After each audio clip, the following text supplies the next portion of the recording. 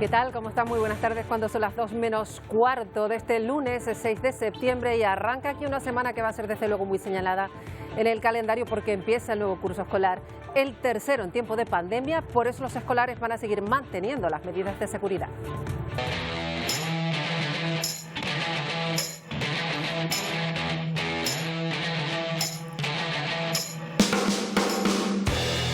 Eso sí, la diferencia crucial este curso está en las vacunas. A día de hoy un amplio porcentaje de los mayores de 12 está vacunado. De hecho, Canarias está a la cabeza en España, en Europa, en la lista de regiones con la tasa más alta de inmunización de los menores de 12 a 19. Aún así, los expertos, los vamos a ver hoy, avisan de que hay que seguir siendo muy cautos en la vuelta a las aulas.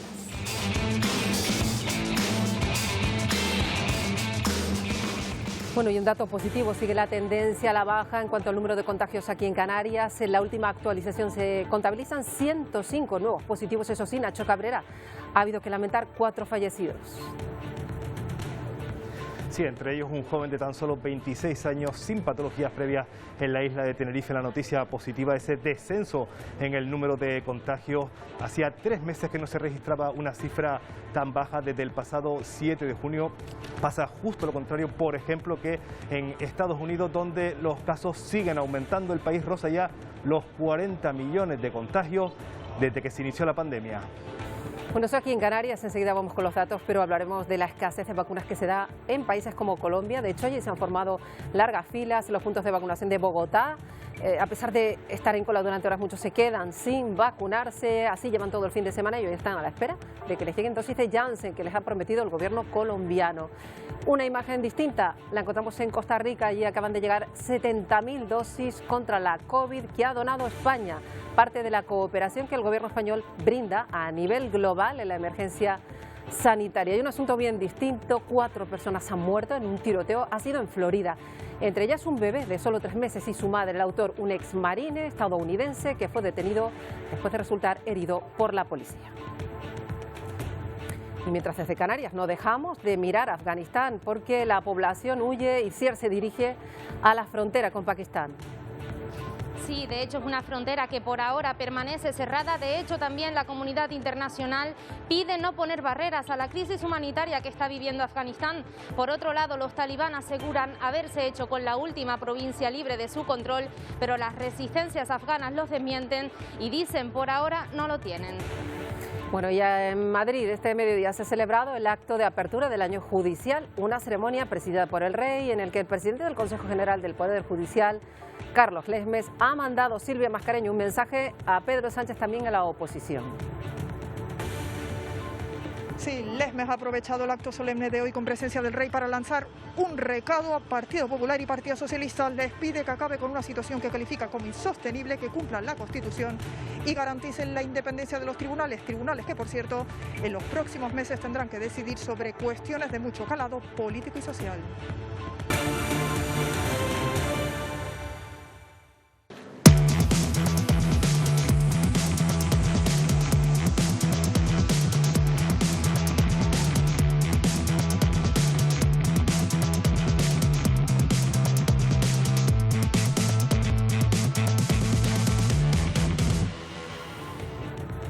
Arrancamos con la última hora de la pandemia en las Islas Atlántico Noticias, porque Canarias vuelve a registrar cifras cercanas a las de hace 3 meses. Dato positivo, ayer se notificaron, Nacho Cabrera, 105 positivos aquí en las islas.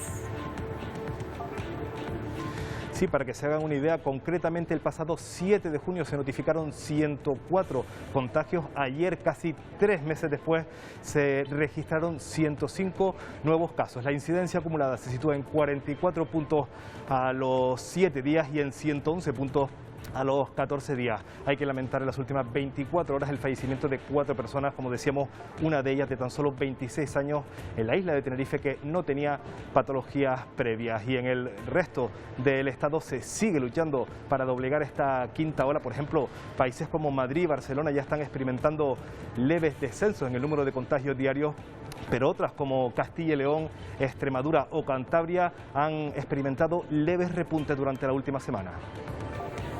Eso con lo que respecta a Canarias, a España, pero fíjense que en el resto del mundo, por ejemplo en Estados Unidos, están en alerta porque aumentan las muertes por COVID. Concretamente, los fallecimientos diarios por coronavirus han aumentado en el país en un 131% en el último mes. Estados Unidos roza los 40 millones de contagios desde que comenzó todo. La situación muy diferente, pues la vive Nueva Zelanda. Gran parte del país sale el miércoles de ese estricto confinamiento impuesto hace 2 semanas tras detectarse un solo caso en Auckland. En Ámsterdam, miles de personas se han manifestado el domingo para protestar contra las restricciones del COVID en Países Bajos. El gobierno holandés tiene previsto suavizar las medidas una vez que el 75% de los mayores de 18 hayan recibido la pauta completa.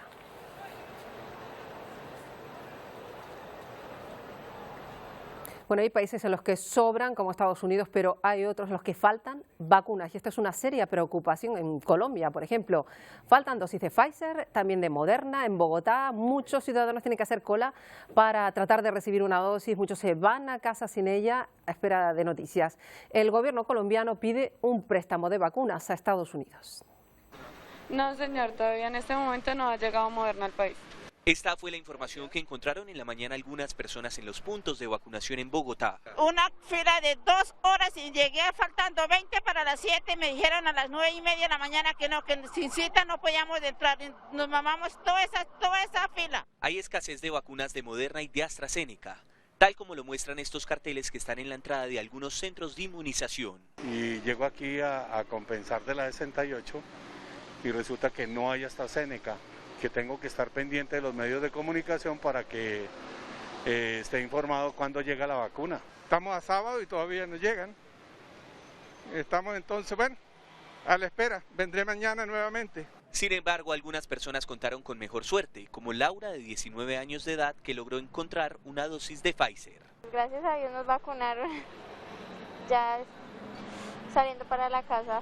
El gobierno nacional anunció la llegada de nuevas dosis de Janssen, pero señalaron que aún no hay claridad sobre nuevas dosis de AstraZeneca y de Moderna. En el país se han aplicado 35.924.414 dosis de vacunas. Así, primeras dosis 21.100.308, segundas dosis 12.039.549. Y mientras tanto, en Costa Rica nos encontramos con esta imagen, 70.000 dosis que llegan al país y que han sido donadas por España, parte de la cooperación que nuestro país brinda a nivel mundial dentro de esta emergencia sanitaria, una medida que ha sido muy bien recibida allí. El Reino de España ha enviado a Costa Rica, a través del mecanismo COVAX, 69.900 dosis de la vacuna AstraZeneca contra el COVID-19. Las donaciones de países amigos contribuyen con los esfuerzos nacionales del Programa Nacional de Vacunación. Agradecemos al pueblo y al gobierno del Reino de España por esta cooperación. Bueno, y el gobierno de España, que está en Roma también, estos días se celebra allí el encuentro de salud del G20 y la ministra de Sanidad, Carolina Darias, defiende la importancia de que los países cuenten con sistemas de salud que sean fuertes para afrontar futuras emergencias sanitarias.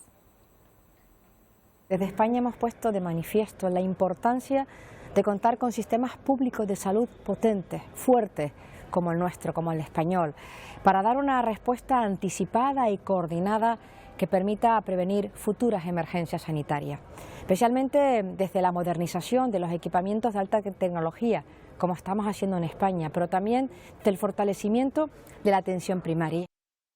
Bueno, y Venezuela va a recibir esta misma semana las primeras vacunas contra la COVID dentro del mecanismo COVAX que administra la Organización Mundial de la Salud. Lo ha asegurado el propio presidente Nicolás Maduro, que espera seguir recibiendo más dosis durante octubre para poder vacunar a 6 millones de venezolanos. Hasta ahora, Venezuela ha venido inoculando a la población con viales adquiridos directamente a China o a Rusia debido a los retrasos en los pagos a COVAX que Maduro ha atribuido a las sanciones que les imponen desde Estados Unidos. Bueno, por las medidas sanitarias se produjo un incidente que ha dado la vuelta al mundo y que canceló el partido Brasil-Argentina, que era clasificatorio para el Mundial de Qatar 2022. La Agencia Nacional de Vigilancia Sanitaria pues pidió la deportación de 4 jugadores, Martínez, Lo Celso, Romero y Buendía, 4 de los convocados por Argentina que juegan en Inglaterra. Los 4 saltaron al campo en el equipo titular, llevaban jugados 4 minutos, pero entraron en el terreno de juego funcionarios sanitarios, interrumpieron el partido y se llevaron directamente a estos jugadores que, según Argentina, sí que tenían permiso de la autoridad deportiva para jugar. En esa discusión de si la autoridad debe estar o no por encima que la deportiva, pues se alargó la espera hasta que se decidió suspender el partido, para asombro del mundo. Nadie se explica por qué se esperó hasta que el partido estuviera en marcha, con el consiguiente revuelo que se ha organizado.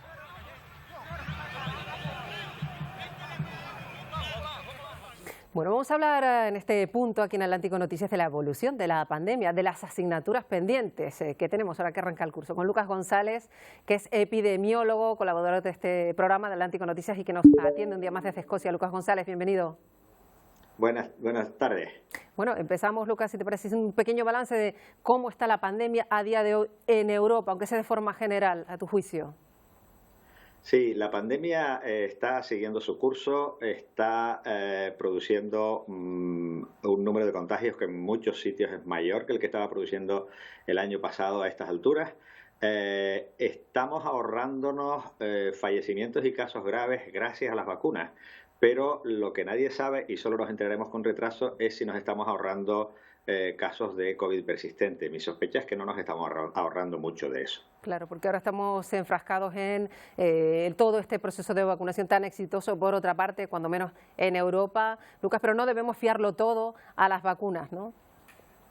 En absoluto. La recomendación de los organismos internacionales y de los expertos es que las vacunas en general para la mayoría de las enfermedades no son la única medida que hay que aplicar. En este caso debemos seguir apostando por una combinación de medidas, de las cuales la vacuna es una de ellas, pero hay que tratar de evitar los contagios.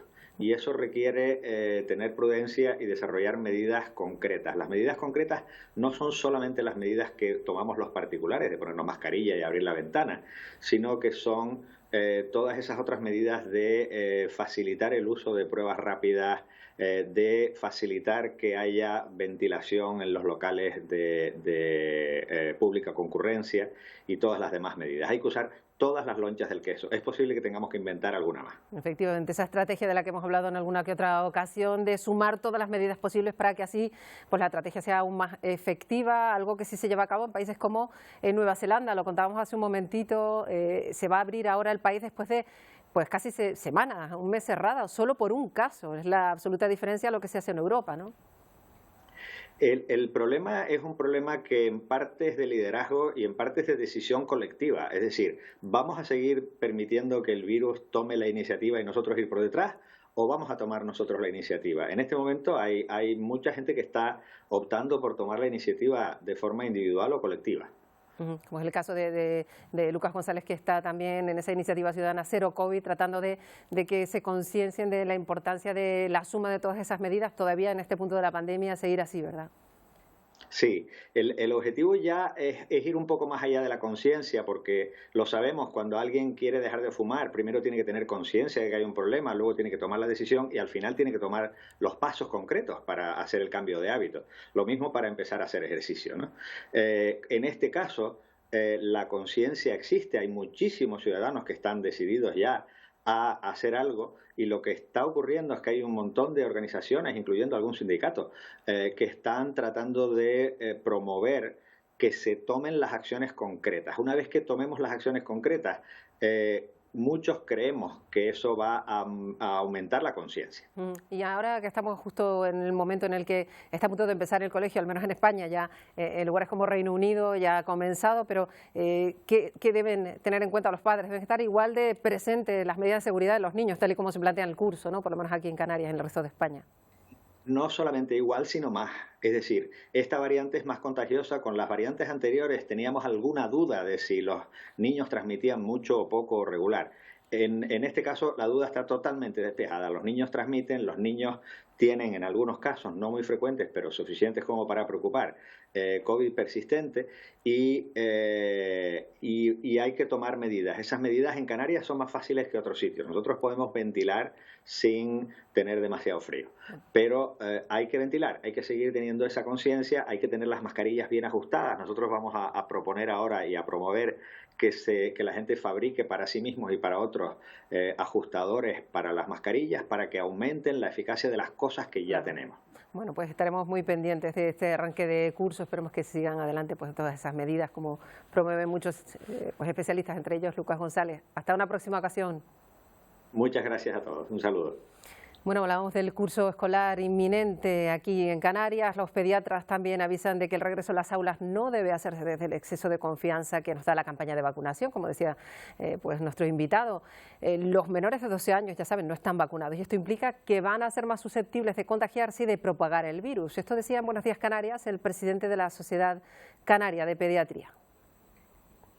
Todos los chicos que estén vacunados de 2 años para arriba, que tengan la doble dosis, no tendrán que guardar cuarentena si han estado en contacto estrecho con un enfermo. Eso es un cambio importante, porque recuerden que una de las partes ocultas de la pandemia son las repercusiones psicológicas que está teniendo esta pandemia en los niños y en los adolescentes.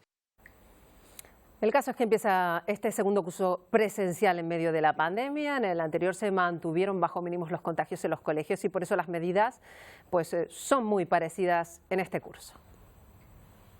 Después de disfrutar del verano, ¿hay ganas de volver? No, me gustaría que siguiera una semana o 2 más las vacaciones. La verdad que no tengo nada de ganas de que empiecen. Quiero ver a mis amigos en el cole. Sí, yo tengo ganas ya para ver a los amigos y eso. Diversidad de opiniones, pero quieran o no, acabarán yendo. Allí se encontrarán unas circunstancias parecidas a las del curso pasado. Mascarilla obligatoria para profesores y alumnos a partir de primaria e independientemente de la distancia o la pertenencia a un grupo burbuja. Grupos que se establecen para los alumnos de infantil y primaria, dentro de los cuales no se tendrá que guardar distancia entre personas. Se ha reducido el número de alumnos por curso en bachillerato, ESO y FP básicas, alumnos que tendrán que tener una distancia de 1,20 m. El curso anterior era de 1,5 m. Cada centro seguirá teniendo un responsable COVID. A septiembre se llega con el 95% del personal docente y administrativo vacunado, por lo que la principal apuesta es por la presencialidad. Quiero volver a cole. Así que no hay excusas, será un gran curso. Bueno, vamos a ver qué opina a este respecto Natalia Álvarez, que es presidenta del Consejo Escolar de Canarias, de este nuevo curso escolar. Señora Álvarez, bienvenida a Atlántico Noticias.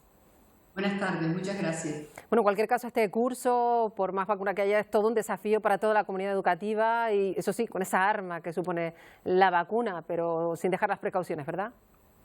Desde luego, y nos parece a nosotros muy interesante que se haya avanzado en la vacunación de la adolescencia, que realmente es el tramo que más se ha avanzado, y pensamos que lo mismo que el curso pasado, la comunidad educativa respondió magníficamente a este desafío que nos plantea esta pandemia tan terrible. Este curso seguro que van a seguir trabajando con tanta responsabilidad y compromiso como han hecho hasta ahora.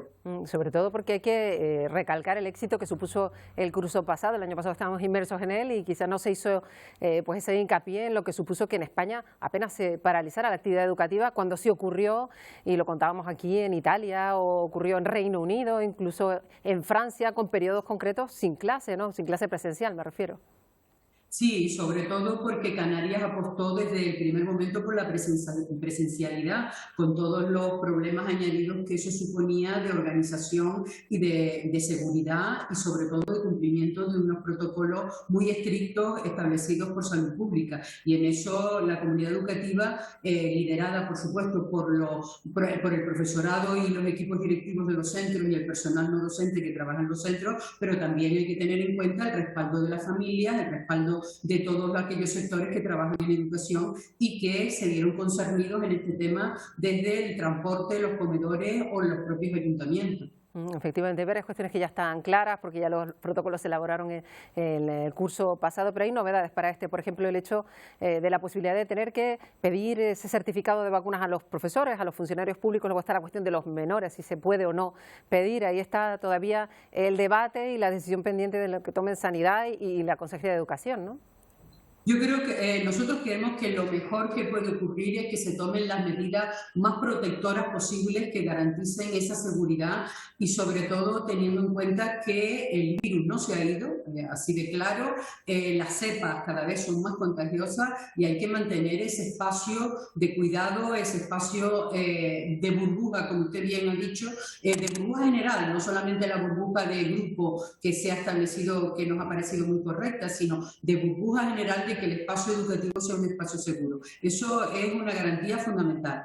Lo que pasa es que todo eso supone que, pues, inversión por parte del Gobierno de Canarias, no solo de la Consejería de Educación, sino el Gobierno en su conjunto, que valore que educación es uno de los pilares fundamentales y hay que invertir como mínimo el 5% previsto en la Ley de Educación, ¿no? Y a juicio del Consejo Escolar, ¿debería pedirse, le preguntaba también, ese certificado de vacunación a los profesores a juicio del Consejo Escolar?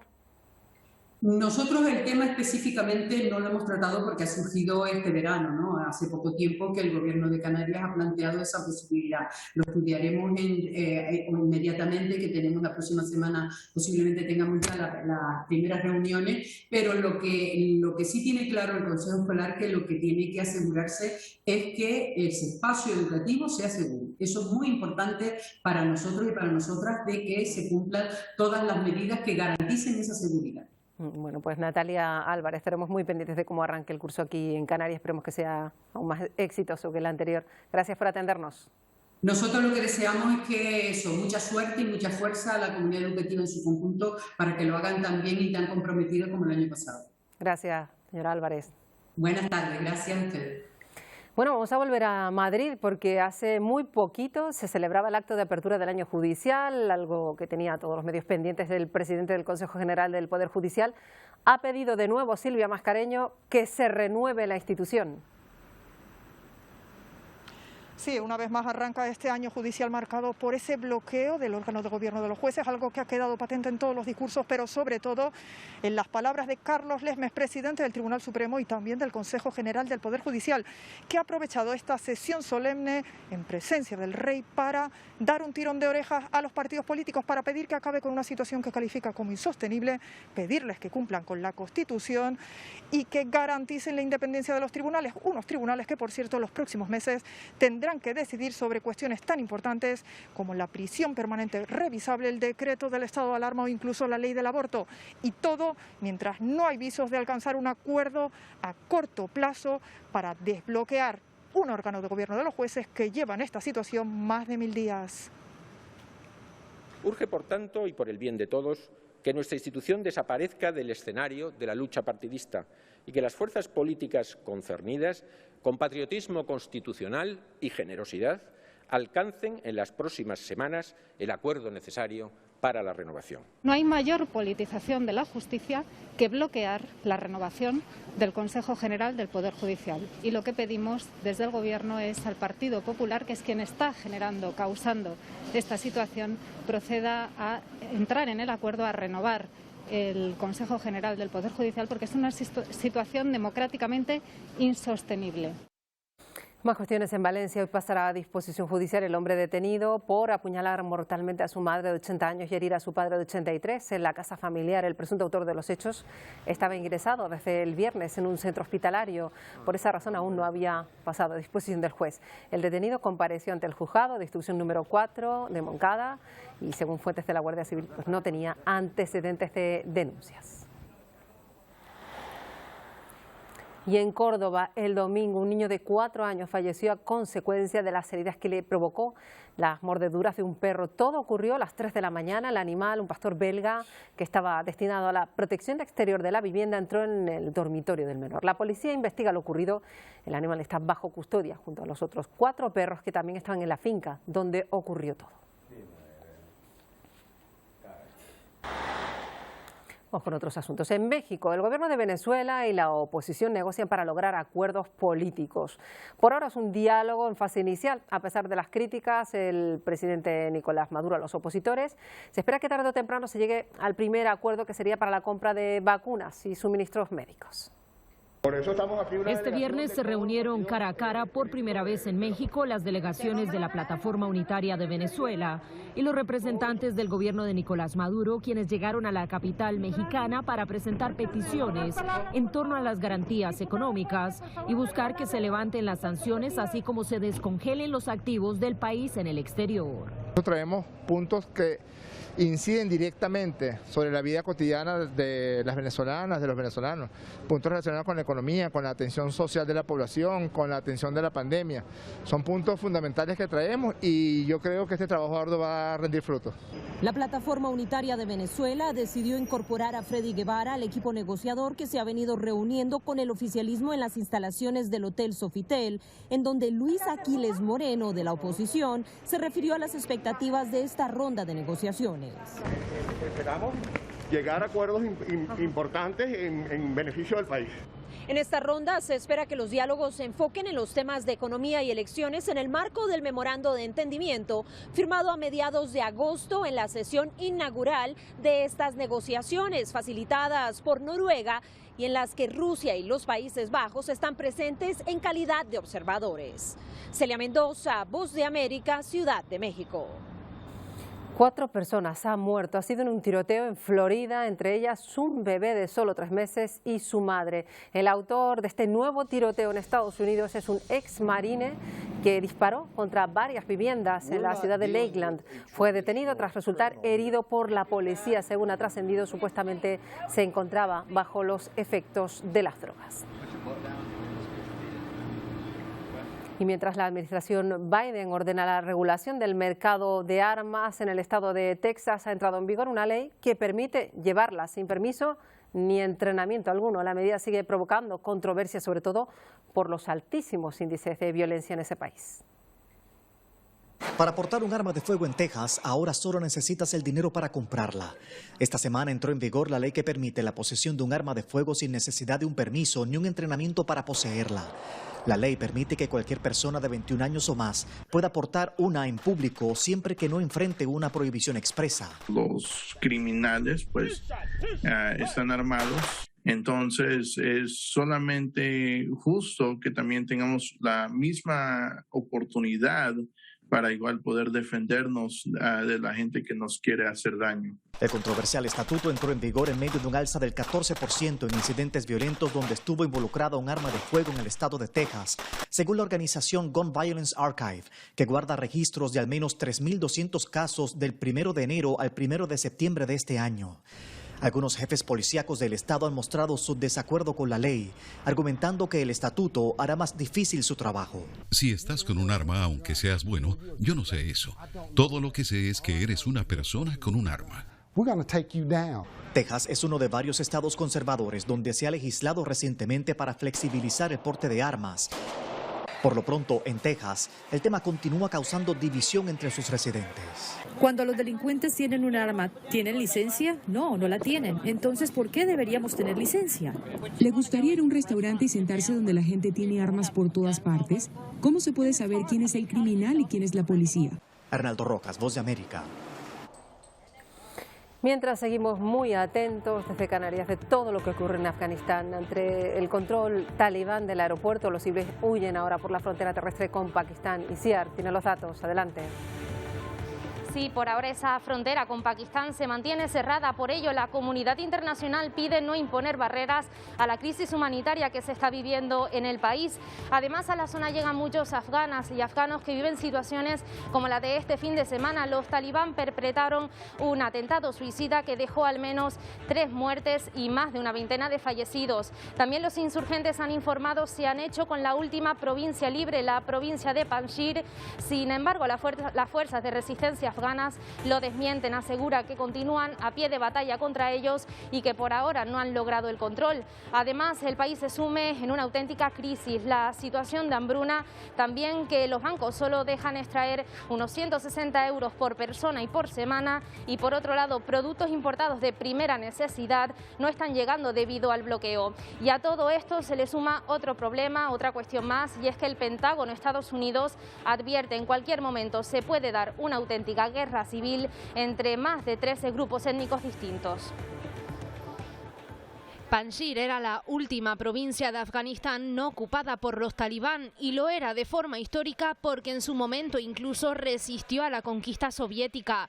Ahora los insurgentes alzan la bandera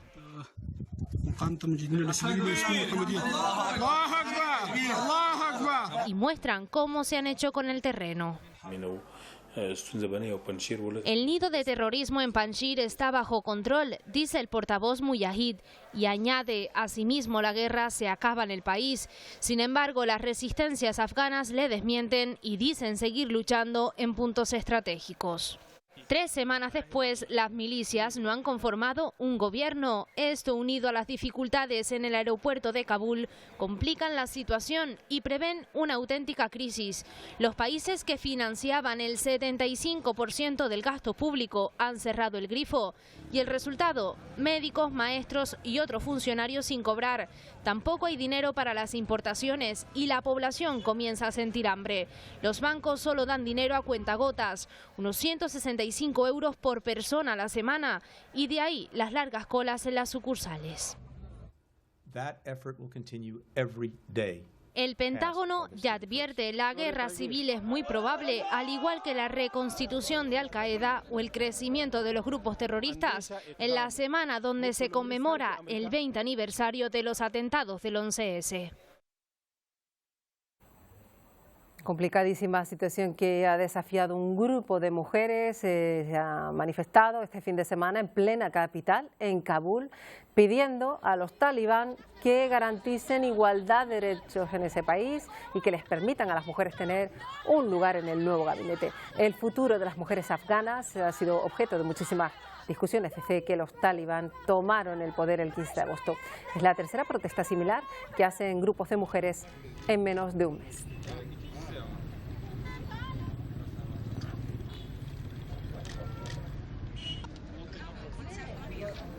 Bueno, y también preocupa seriamente lo que ha ocurrido en Guinea-Conakry, donde ha habido un golpe de Estado que amenaza seriamente la estabilidad de ese país.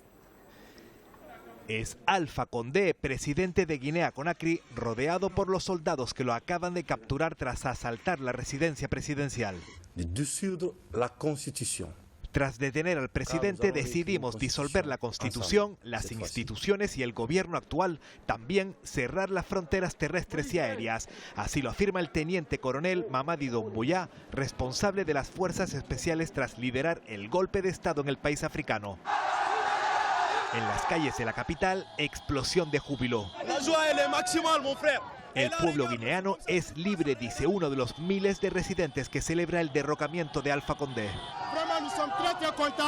Estamos muy contentos, decimos bien hecho el ejército guineano. La juventud ha ganado, hoy todos somos libres, grita una población contraria a la gestión del gobierno derrocado. En las últimas semanas han aumentado drásticamente los impuestos en un país donde el precio del combustible ha subido un 20%. En un último vídeo difundido, los militares han anunciado la reapertura de las fronteras aéreas y la reanudación de vuelos comerciales y humanitarios. En las calles permanece una fuerte presencia militar.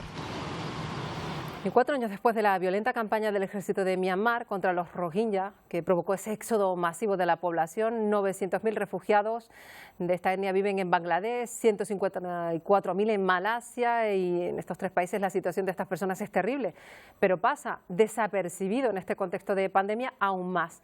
Hoy tenemos con nosotros, vamos a hablar de ellos con Natalia Torrent, que es representante de Médicos Sin Fronteras en Bangladesh.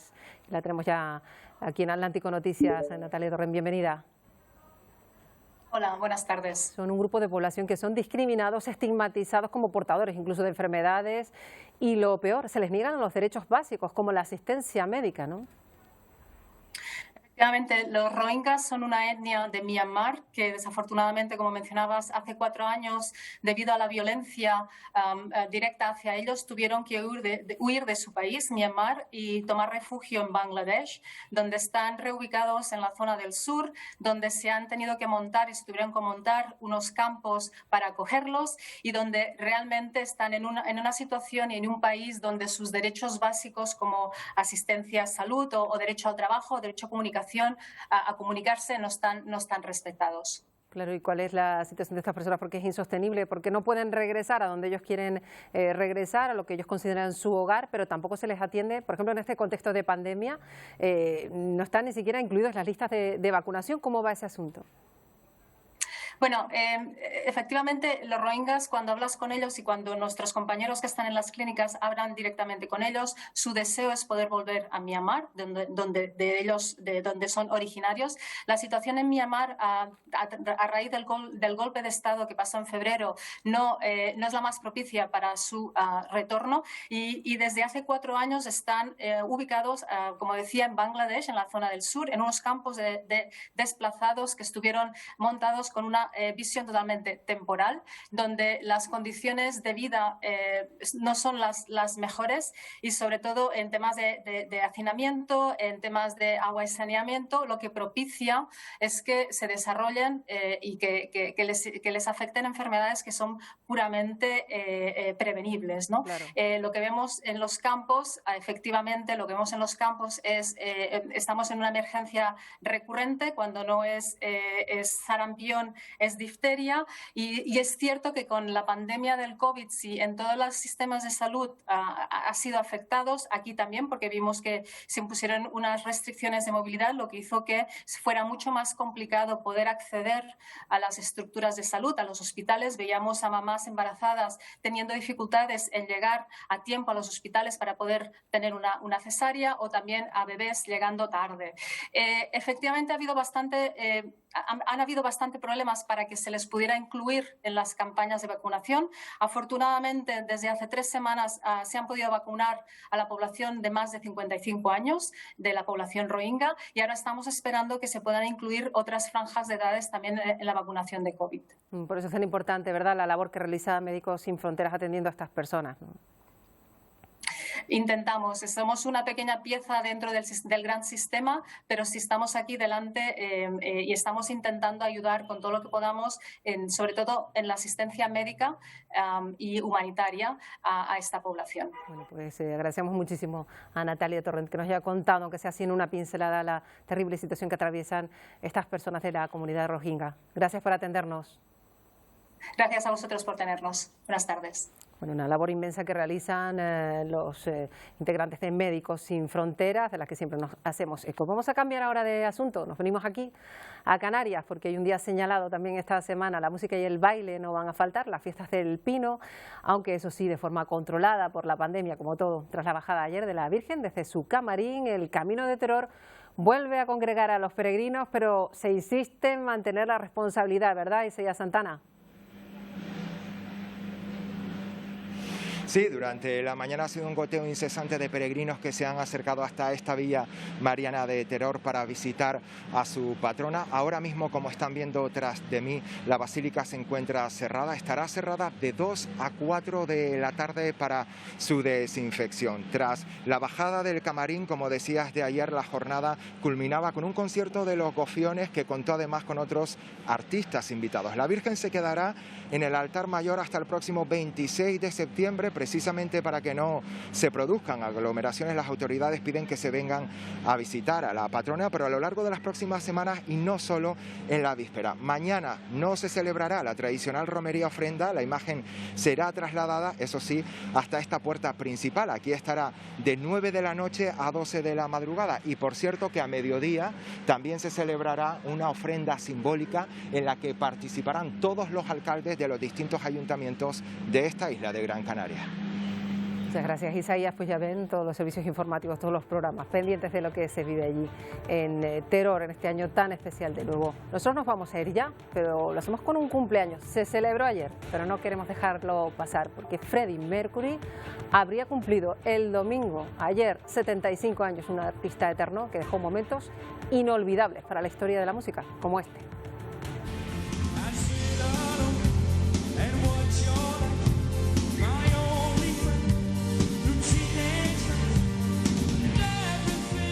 Pues seguro que lo habrán reconocido, ese concierto de ayuda a África en Inglaterra para recaudar fondos para las hambrunas en Etiopía y Somalia. En esa época han pasado 35 años de ese acontecimiento, pero estas imágenes forman parte ya de la historia del pop rock. En el recuerdo queda esa actuación de Queen, con Freddie Mercury al frente, de los momentos estelares de aquel concierto con Freddie Mercury, con Queen.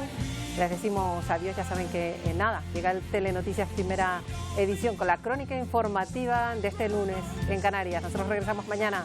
Adiós.